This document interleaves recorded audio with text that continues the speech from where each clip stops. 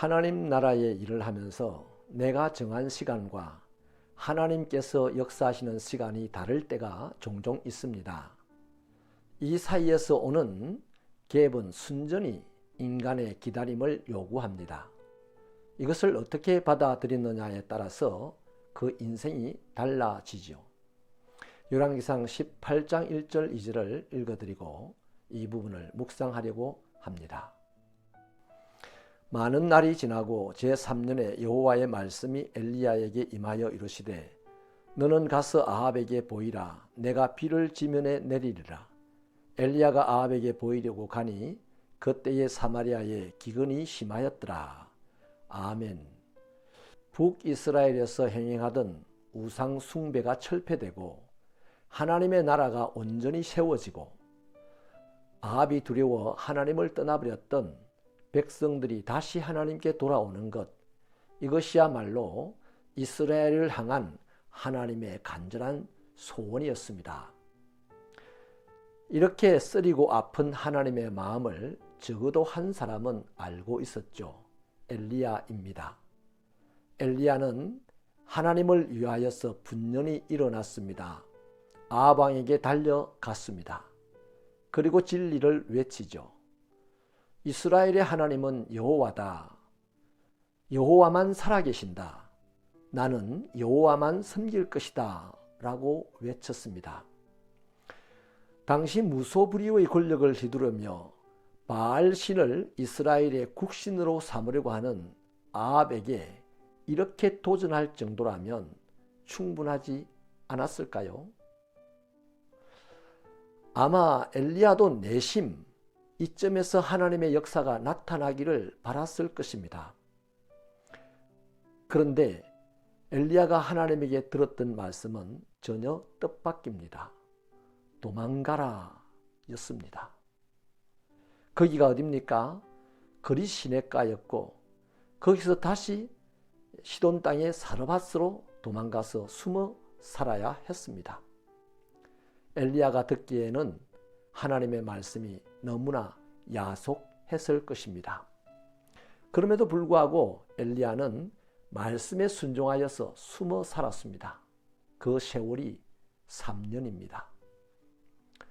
너무나 무력했었습니다. 외로웠습니다.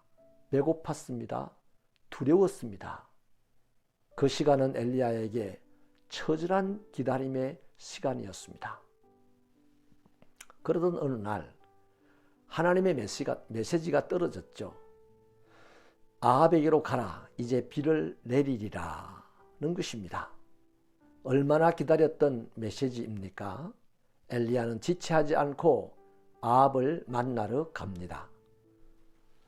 사람은 시간의 지배를 받습니다. 그래서 조급해하죠. 하지만 하나님은 결코 시간의 지배를 받지 않습니다. 왜냐하면 하나님께서 시간을 창조하셨고 영원토록 시간을 다스리고 계시기 때문입니다. 그러므로 하나님의 시간표를 받은 사람은 할 일이 어렵더라도 기다리는 일입니다. 왜냐하면 하나님의 시작 시간을 알지 못하기 때문에 기다리는 것이죠. 그래서 기다려야 하고 그래서 필요한 것이 믿음입니다. 아브라함은 이삭을 얻기까지 25년을 기다려야 했죠.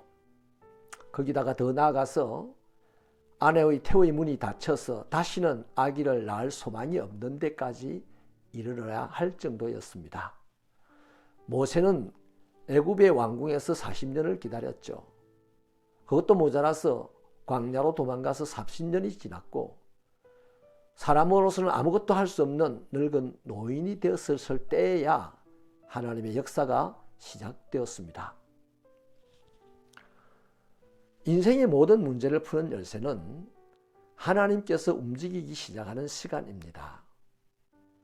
혹시라도 우리 가운데 아브라함처럼 모세처럼 또 본문의 엘리야처럼 자신의 시간과 하나님의 시간의 갭 때문에 갈등하고 고통스러워하는 분이 있습니까? 이 시간 이 말씀을 통하여 힘을 얻으십시오. 용기를 내십시오. 믿음을 가지십시오. 솔직히 기다리는 동안의 시간이야말로 매우 힘들고 어렵습니다. 하지만 믿음의 사람에게는 기다린다는 것이 결코 무의미한 것이 아닙니다. 기다림의 시간이 아니라 믿음으로 훈련받는 시간이기 때문이죠. 그 시간 동안에 믿음으로 훈련된 사람이 오늘 본문의 엘리야처럼 모든 것에 대하여 담대하게 이기며 살 수가 있습니다. 그러므로 그리스도인은 하나님의 시간과 자기 시간 사이에서 기다림에 실패하지 말아야 합니다. 엘리야는 하나님의 시간이 시작될 때까지 기다리는 것에 성공한 사람입니다. 드디어 당당하게 아합 앞에 나아가죠. 이 당당함은 엘리야가 3년 전에 막연한 용기를 가졌던 그것이 아닙니다. 철저하게 하나님을 경험하면서 오는 담대함이었습니다. 엘리야는 3년의 곤고한 시간 동안 훈련받았습니다. 드디어 세상으로 나가기에 충분해졌습니다. 아합을 만나고 악의 세력들과 싸우고 하나님의 영광을 드러낼 만큼 완벽하게 준비가 되었다는 것이죠. 이것을 하나님이 판단하셨고 하나님이 결정하셨고 하나님이 말씀하셨습니다. 아합에게 나아가라, 내가 지면에 비를 내리리라.